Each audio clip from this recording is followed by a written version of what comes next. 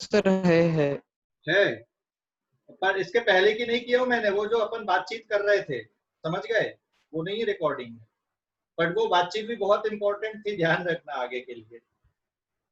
ठीक है, ओके, यहाँ से रहेगी आइडियल गैस इक्वेशन। ये 5 लीटर का कंटेनर लिए, उसके अंदर आपने n एटम लिए गैस के, n मोल के बराबर है। अब n मोल कैसे होगा इसको समझ लो पहले आप। 1 डजन जैसे 12 आइटम का कलेक्शन होता है, वैसे ही 1 मोल कितने आइटम का कलेक्शन है? It is the collection of 6.023 into 10 to the power 23 item. कितने आइटम का बेटा ये कलेक्शन होता है? 1 मोल। ठीक है, हाँ बोलो। 1 mole is equals to 6.022 into 10⁻23 moles items होता है। अरे ठीक है हाँ, ना, पर वो अप्रोक्सीमेट किया है। अप्रोक्सीमेट किए ना, 2-3 कर दो, 2-2 कर दो। तो मैंने ये इसलिए लिखा है यहाँ पे, जानबूझ के लिखा मैंने। ये 2-3 दिख रहा ना बेटा, और पावर में भी 2-3 दिख रहा है ना, तो आप लोग याद रख सको उसको, है ना, इसलिए जानबूझ के किया मैंने ऐसा। ठीक है, अप्रोक्सीमेशन, कोई फर्क नहीं पड़ेगा वहां पे 2-2 लिखो, 2-3 लिखो, 2-4 लिखो, 2-1 लिखो, बहुत ज्यादा फर्क नहीं पड़ेगा। 10 टू द पावर 23 है, 10 टू द पावर 23 मतलब इतना बड़ा फिगर है वो कि वहां पे फर्क नहीं पड़ेगा, है ना, एक हाथ से। ठीक है, समझ गए? तो अब अगर आपको नंबर ऑफ मोल यहाँ पे काउंट करना है, जैसे यहाँ पे आपको नंबर ऑफ मोल निकालना है कि भाई कितने नंबर ऑफ मोल है, तो नंबर ऑफ मोल का फार्मूला होता है नंबर ऑफ एटम या फिर molecule divided by Avogadro number. ठीक है, समझ गए? अभी कितने एटम है उसको आप एवोगैड्रो नंबर से डिवाइड कर दो तो क्या निकल जाएगा? नंबर ऑफ मोल यहाँ पे निकल जाएगा। समझ गया बेटा? अरे भाई समझ गए कि नहीं? समझ गए अभी? Yes sir. ओके, सपोज इस कंटेनर के, ये फार्मूला हो गया, आप इसको याद रखो। मैं यहाँ पे और लिख रहा हूँ, अभी ध्यान देना। सपोज यहाँ पे 12.046 into 10 to the power 24 atoms हैं। एन की वैल्यू इतनी दी हुई है, कितने एटम्स दी हुई है यहाँ पे? एन की वैल्यू कितनी दी है? 10 टू द पावर, चलो 23 लिखा है, कितना दिया है यहाँ पे? 12.046 into 10 to the power 23 atoms आपको दिख रहे हैं। ठीक है ना?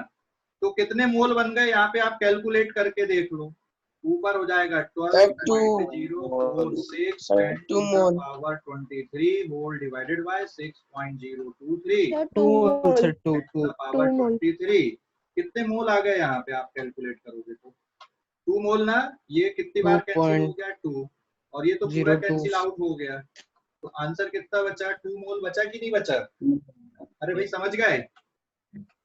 कोई डाउट अभी? मैंने एक और क्वेश्चन यहाँ पे दे लिया, इफ देयर आर 48 पेंसिल, तो कितने डजन आएंगे? ये कितने डजन रहेंगे? How many dozen? हाँ, 4। तो नंबर ऑफ डजन अगर आपको लिखना है तो क्या करोगे? 48 pencil divided by 12 pencil per dozen, यही होता है ना बेटा? एक डजन में कितनी होती है? 12 पेंसिल पर डजन आप लिखते हो, समझ गए? Per dozen. Is it clear? जैसे एवोगैड्रो नंबर में यहाँ पे पर मोल लिखा जाता है, तो वैसे डजन में पेंसिल पर डजन लिखोगे तो पेंसिल से पेंसिल वाला टर्म कैंसिल हो गया, और 12 से ये 4 टाइम्स कैंसिल होके आपका आंसर क्या बचेगा? 4 डजन बचेगा। अभी समझ गए कि नहीं? तो वैसे ही यहाँ पर जो आंसर आएगा, ये नंबर ऑफ मोल की जो काउंटिंग है, एक्चुअल में एवोगैड्रो नंबर पे आप पर मोल लिखते हो, तो यहाँ पे ये पर मोल है, और ये ऊपर जाएगा तो आंसर कहाँ में बचेगा? आपका मोल में बचेगा।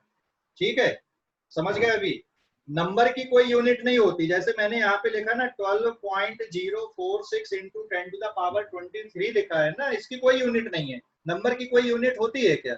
100 की कोई यूनिट है क्या? 150 की कोई यूनिट है क्या? नहीं है ना? अरे नंबर की कोई यूनिट होती है क्या? No sir. हाँ, नहीं होती ना। तो ये कितना है आपके पास में? 2 मोल। अभी समझ गए 2 मोल कैसे आया? कि कोई डाउट है अभी भी? No sir. समझ गए 2 मोल कैसे लिख रहे हैं अपन। अब Yes, अगले sir. पेज पे देखो, एक और कैलकुलेशन देख लो अब यहाँ पे थोड़ा सा और। हाँ, यहाँ पे मैं नंबर ऑफ एटम इतने लिख रहा हूँ। पेज नंबर 2, इस पेज का स्क्रीनशॉट ले लो। और आज की क्लास को कौन शेयर करेगा? आज की क्लास कौन शेयर करेगा? मैं कर दूंगा सर। हाँ ठीक है बेटा, मैं अभी अगले पेज पे जा रहा हूँ अभी।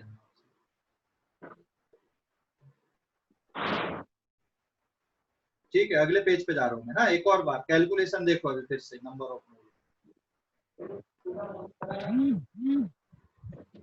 पेज नंबर 2 अभी आज की क्लास।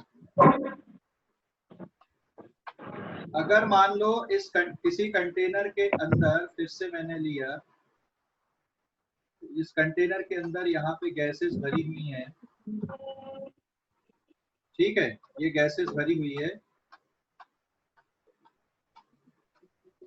और इसके अंदर गैस के कितने एटम है? n equals two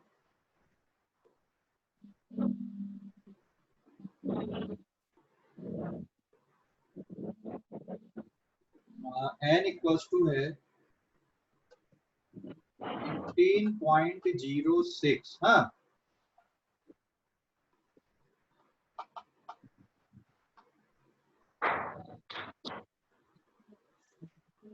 into 10 to the power 24 atoms हैं। और एवोगैड्रो नंबर की वैल्यू होती है, गिवन है ये एवोगैड्रो नंबर। हाँ, इसकी वैल्यू 6.023 10 टू द पावर 23 पर मोल होती बेटा ये। ठीक है, ये एवोगैड्रो नंबर। हाँ, वो तो जानबूझ के दे रहा हूँ ना ऐसे डेटा आपको, ताकि calculation. 30 mole how sir. Many moles? कितने मोल्स आएंगे? 30 मोल। 30 मोल्स। 30 मोल आएंगे क्या? पक्का? Yes sir, yes. देख लो अभी तो number Yes, of mole sir. कितना हो जाएगा? n divided by Avogadro number. ठीक है, तो n divided by Avogadro number आप करोगे 18.069 इंटू 10। माइक म्यूट रखो, तुरंत म्यूट कर दिया करो। 24 divided by 6.023 10 to the power 23, और ये डिनोमिनेटर, माइक म्यूट कर दो बेटा तुरंत, पर मोल। हाँ ठीक है, अभी कुछ कट रहा है क्या? कैसे कट रहा है ये? कटते कि नहीं कटते?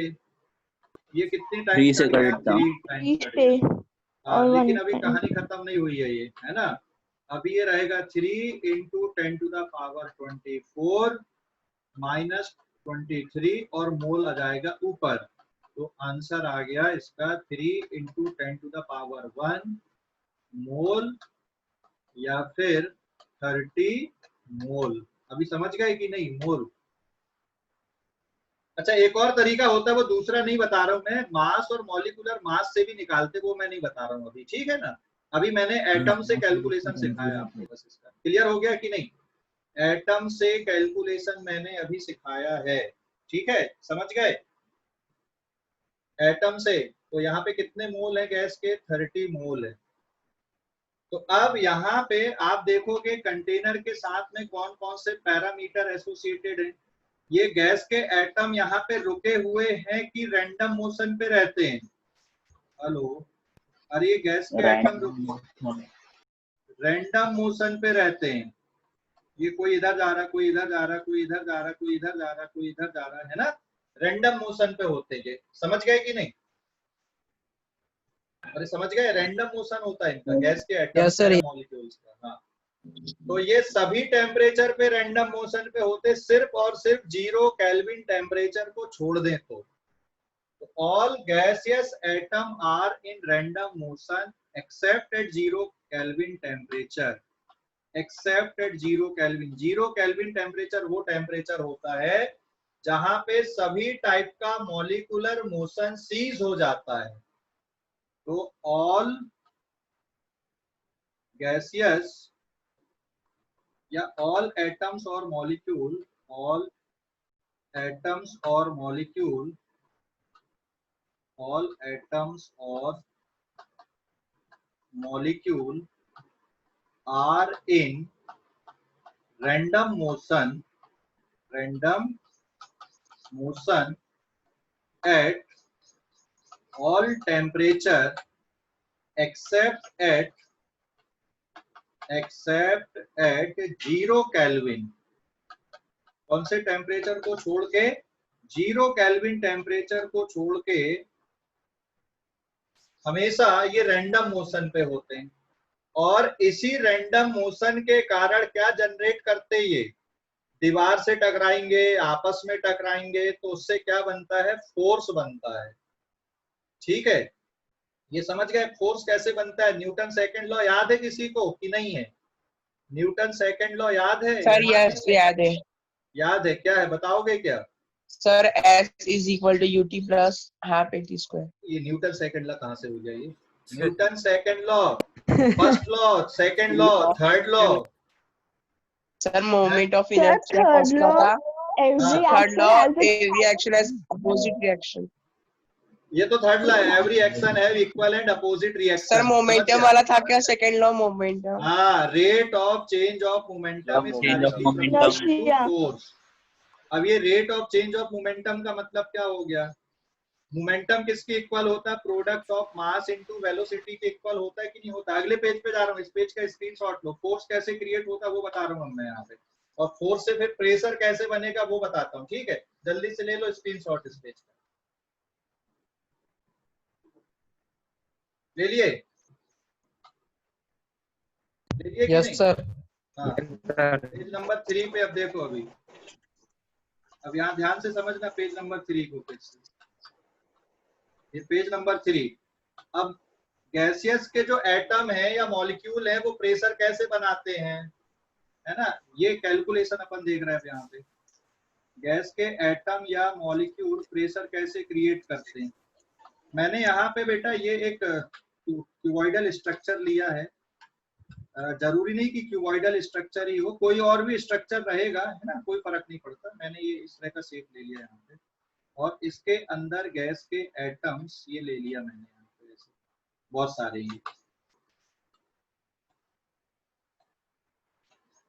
ये सब रैंडम मोशन पे हैं। अभी देखना ये प्रेशर कैसे एक्सर्ट करते हैं। ये गैस के एटम है, मैं कोई एक एटम की बात कर लूं यहाँ पे। मान लो ये वाला एटम को लिए अपन ने, तो ये वाली दीवार से टकराएगा ये O A B C D E F G, है ना?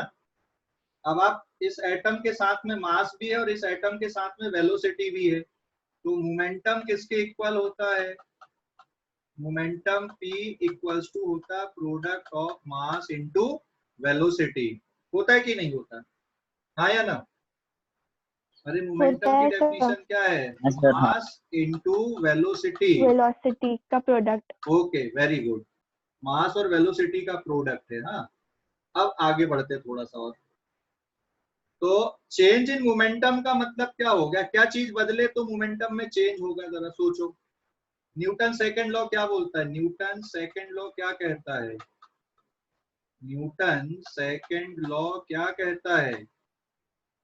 Newton second law Rate of change of momentum. Rate of change of momentum is directly proportional to force. Newton second law ये कहता है कि change in momentum upon time, सीधा सीधा लिख दूं, change in momentum divided by time interval. कितनी देर में कितना मोमेंटम में चेंज आ रहा है वो किसके बराबर आएगा? उस बॉडी Force. पे लगने वाले फोर्स के इक्वल रहेगा। समझ गए ना? Change in momentum. अब मोमेंटम में चेंज कैसे आएगा थोड़ा सोचो जरा। यहाँ पे मोमेंटम का फार्मूला क्या है तुम्हारे पास में? मास इनटू वेलोसिटी। मोमेंटम में चेंज कैसे होगा? कैसे चेंज करोगे इसको? Velocity कैसे change होती चेंज होगा? रहेगी तो क्या? velocity change होगी। हाँ, वेलोसिटी कैसे चेंज होगी? इधर पे वापस आ गए स्क्रीन पे। रैंडम मोशन में हाँ देखो, अभी रैंडम मोशन में मोमेंटम का मतलब हो गया, अरे भाई साहिल साहू सो के पढ़ रहा है क्या? बैठ के पढ़ाई किया करना, दिमाग में सीधा नहीं जाएगा फिर तो। सीधे बैठ के पढ़ाई किया करो।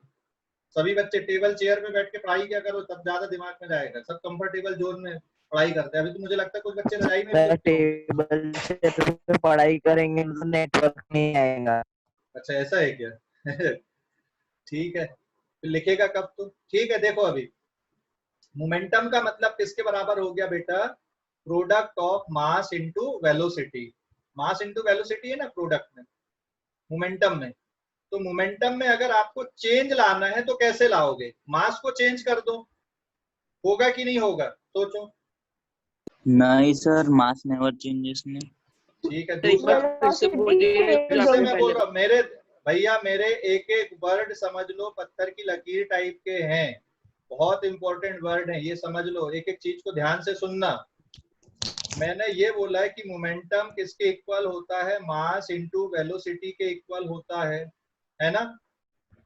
अगर आपको मोमेंटम को चेंज करना है तो क्या करोगे आप? ये देखो, ये पेन दिख रहा है आपको? हाँ या ना? पेन दिख रहा है ना? अभी ये Yes, sir. इधर जा रहा है, ये वाले डायरेक्शन पे जा रहा है ऐसा, ठीक है, इस डायरेक्शन पे जा रहा है, आपको दिख रहा होगा डायरेक्शन। इसका मास मान लो 100 ग्राम है, और अभी जिस वेलोसिटी से ये जा रहा है, सपोज ये 2 मीटर पर सेकंड है, इसका मोमेंटम कितना हुआ? मास इंटू वेलोसिटी लगा दोगे, आप कैलकुलेशन कर सकते हो, ठीक है ना? अब ये चेंज कैसे होगा, थोड़ा सोचो। जब अभी हम यहाँ पे मास 2 चेंज मीटर पर करेंगे। सेकंड, हाँ, या तो आप मास चेंज कर दो, होगा कि नहीं मास चेंज इसका? हो सकता है कि नहीं। अरे क्यों नहीं हो सकता भाई? ये मेरे पास मान ले मोम है, और ये इधर जा रहा, मैं इसके ऊपर मोम गिराते जाऊं तो मास चेंज होगा कि नहीं इसका? हाँ। होगा। अभी रॉकेट को इमेजिन कर लो, रॉकेट को, रॉकेट जब ऊपर जाता है तो उसका फ्यूल नीचे गिरते जाता है, हटते जाता, मतलब जलते जाता है, तो उसका मास कम होते जाता है कि नहीं होते जाता जब रॉकेट ऊपर जाता है? तो कम होते जाता है, कम होता होता है। है ना? वेट कम होता है तो इसका। भैया न्यूटन ने ऐसे ही लॉ नहीं दे दिया, सेकंड लॉ, उसने कुछ सोच समझ के लॉ दिया है वो। उसमें ऐसा नहीं कि पर मास वो तो कांस्टेंट थर्ड लॉ था ना। अरे वो थर्ड लॉ नहीं है, थर्ड लॉ तो अलग है। पहले सेकंड लॉ के बारे में सोचो, सेकंड लॉ क्या बोला उसका न्यूटन का? न्यूटन सेकंड लॉ सोचो बस अभी, कि rate of change of momentum is directly proportional to force. और मैंने वो रेट ऑफ चेंज को ना सिंपल वर्ड में लिख दिया, change in momentum upon time interval. बस यही है force, change in momentum of body divided by time interval. अभी देखो रॉकेट में जब रॉकेट ऊपर जाता है तो उसका फ्यूल जलते जाता है और उसका मास धीरे धीरे क्या होते जाता है? कम होते जाता है। तो आप ये नहीं बोल सकते कि सर बॉडी का मास कांस्टेंट रहेगा, ठीक है, बॉडी का मास भी बदल सकता है, समझ गए कि नहीं? हाँ या ना? Yes sir. बॉडी का मास भी बदल सकता है, अपनी बॉडी का भी मास बदल रहा है। जैसे मैं बोल रहा हूँ ना, तो कंटिन्यूअसली मेरे मुंह से वाटर वेपर्स निकलते जा रहे हैं, तो मेरी बॉडी का भी मास कम हो रहा है अभी धीरे धीरे, ठीक है, समझ गए? ओके, तो मास भी कम होता है, आप ऐसा नहीं बोल सकते कि मास कम नहीं हो रहा है। तो जो सेकंड लॉ है उसमें मोमेंटम में चेंज होना चाहिए, तो मोमेंटम में चेंज या तो मास बदल जाए या वेलोसिटी बदले। वेलोसिटी कैसे बदलेगी? देखो अभी 2 मीटर पर सेकंड है यहाँ पे, अब 4 हो गई, तो बदली कि नहीं वेलोसिटी? 2 से 4 हुई, बदली बेटा?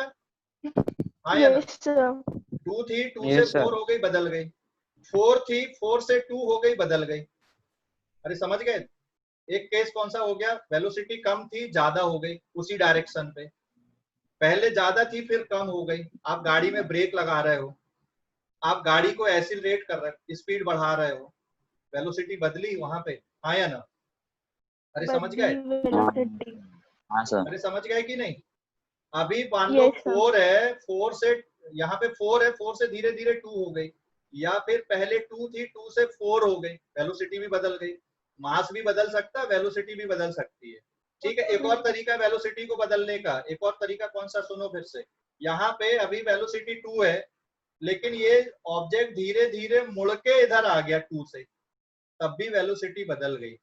स्पीड भले ही कांस्टेंट है, लेकिन डायरेक्शन बदल गया तो वेलोसिटी बदल जाएगी, समझ गए ना? तो वेलोसिटी में दो तरीके से बदल सकती वेलोसिटी, एक तो उसकी वैल्यू बदल जाए, जैसे 2 से 4 हो जाए या 4 से 2 हो जाए, या उसका डायरेक्शन बदल जाए।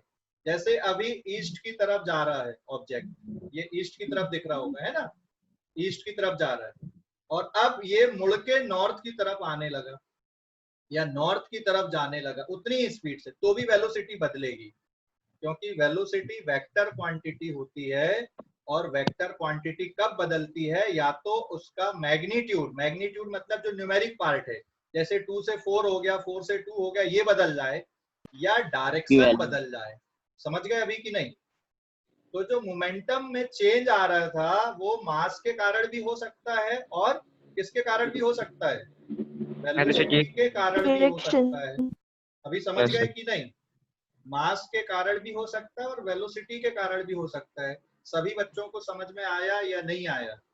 कोई डाउट है? अभी मैं स्क्रीन पे जा रहा हूँ वापस अभी एक्सप्लेनेशन के लिए। समझ गए कि नहीं? Hello? Yes sir. Yes sir.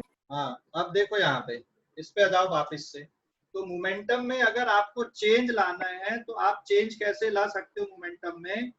आप या तो मास को बदल दो, या फिर आप वेलोसिटी को बदल दो, या आप दोनों को बदल दो, और बोथ वर्ड भी यूज कर सकते हैं अपन। मास भी बदल जाए, वेलोसिटी भी बदल जाए, या दोनों बदल जाएं, तो फिर मोमेंटम चेंज हो जाएगा। समझ गए कि नहीं? समझ गए? तो ऑब्जेक्ट में फोर्स आ जाएगा। तो फोर्स की कॉन्सेप्ट समझ गए अभी कि नहीं समझे? Change in momentum upon time interval. अब आगे देखो यहाँ पे, ये गैस के एटम के मोमेंटम की अगर अपन बात करें तो जब ये किसी दीवार से टकराएगा, जैसे इसके मोमेंटम को आप देखोगे तो मास इनटू वेलोसिटी अभी ये है pi, इनिशियल मोमेंटम। अब ये इस फेस से टकरा रहा है, BECD फेस से अगर ये टकरा रहा है, टकराने के बाद में बेटा ये अपने डायरेक्शन को चेंज करेगा और ये इधर कहीं पे आ गया, तो इसकी वेलोसिटी वही रहेगी कि बदल जाएगी? यहाँ पे मास बदल रहा है कि सिर्फ वेलोसिटी बदल रही है? वेलोसिटी। हाँ, यहाँ पे गैस का एटम का मास चेंज नहीं हो रहा है, वेलोसिटी बदल रही है। इसका मतलब जब इसका मोमेंटम अगर यहाँ पे चेंज हो रहा है, final momentum minus initial momentum divided by time आप करोगे तो क्या निकल के आएगा? यहाँ पे फोर्स निकल के आएगा कि नहीं आएगा? गैस के एटम जब दीवार से टकराएंगे तो उनके मोमेंटम में चेंज होगा, और कुछ तो टाइम लगेगा ना मोमेंटम में चेंज होने के लिए। इससे क्या क्रिएट कर रहा है? वो दीवार पे फोर्स लगा रहे हैं। जितना फोर्स एटम दीवार पे लगाएगा उतना ही फोर्स दीवार एटम्स पे भी लगाएगी। एक्शन और रिएक्शन, थर्ड लॉ आ गया यहाँ पे। अब आगे सुनो फिर से। अब आपने प्रेशर की डेफिनेशन पढ़ा है ना कि नहीं पढ़ा? प्रेशर की डेफिनेशन क्या होती है? अब बस यहाँ पे अपन एंड पे पहुंच रहे, प्रेशर कैसे आता है? Force upon area. Yes, pressure equals to होता है फोर्स डिवाइडेड बाय एरिया। अगर ये क्यूबिकल आपको दिख रहा है तो यहाँ पे ऐसे एक ही एटम टकरा रहा है कि बहुत सारे एटम टकरा रहे हैं? यहाँ पे बहुत सारे एटम। बहुत सारे एटम टकरा रहे हैं। समझ गए ना? तो सभी का कलेक्टिव फोर्स कितना है और पूरा कलेक्टिव एरिया से आप उसको डिवाइड कर दो तो क्या निकल के आ गया? प्रेशर निकल के आ गया। तो प्रेशर का जो बेसिक कॉन्सेप्ट है, प्रेशर कैसे क्रिएट होता है गैसेस का या लिक्विड का। लिक्विड भी प्रेशर लगाते कि नहीं लगाते? लिक्विड, हेलो, लगाते सर। लगाते? लिक्विड प्रेशर लगाते कि नहीं लगाते? कैसे टेस्ट करोगे? कैसे टेस्ट करोगे? ये कॉलिन की बोतल दिख रही है आपको? कॉलिन की बोतल दिख रही है? अब बोलोगे सर काय के लिए लेके आ गए? वो स्क्रीन साफ करने के लिए रखी हुई है। मैं यहाँ पे एक छेद कर दूं यहाँ पे इस पे, और फिर इसको ऐसे थंब से ना दबा के रखना, आपको इसका प्रेशर फील होगा फ्लूइड का। तो जो प्रेशर हाँ, तो जो प्रेशर होता है ना, ये फ्लूइड की प्रॉपर्टी होती है। फ्लूइड में क्या क्या आ गया? आपका लिक्विड भी आ गया और आपका एयर भी आ गया। Pressure is the property of fluid. Liquid भी होता है बेटा इसमें और एयर भी होती है ना फ्लूइड में। तो ये फ्लूइड की प्रॉपर्टी होती है।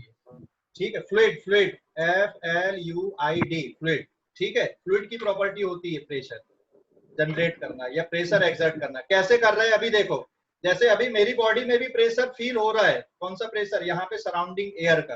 कैसे हो रहा है? जो सराउंडिंग एयर के एटम या मॉलिक्यूल है मेरी बॉडी से टकरा रहा है कंटिन्यूअसली, फिर जा रहा है, इधर जा रहा है, इधर जा रहा है। क्या हो रहा है उससे? उनका मोमेंटम में चेंज हो रहा है। मोमेंटम में चेंज आ रहा है, इसका मतलब कुछ टाइम लग रहा है, कुछ टाइम के लिए टकराते हुए जा रहे हैं कि नहीं जा रहे? तो change in momentum upon time कर दो तो क्या आ गया? फोर्स आ गया। हाँ, फिर अब ये मत बोलना सर पेन अगर टकराएंगे तो ज्यादा आपको चोट लग रही, पर गैस के एटम से चोट क्यों नहीं लग रही? हमारी बॉडी अडॉप्टेड हो गई बस इसलिए, पेन के लिए अडॉप्टेड नहीं है ना, ये गैस के एटम या मॉलिक्यूल के लिए अडॉप्टेड है। अभी समझ गए?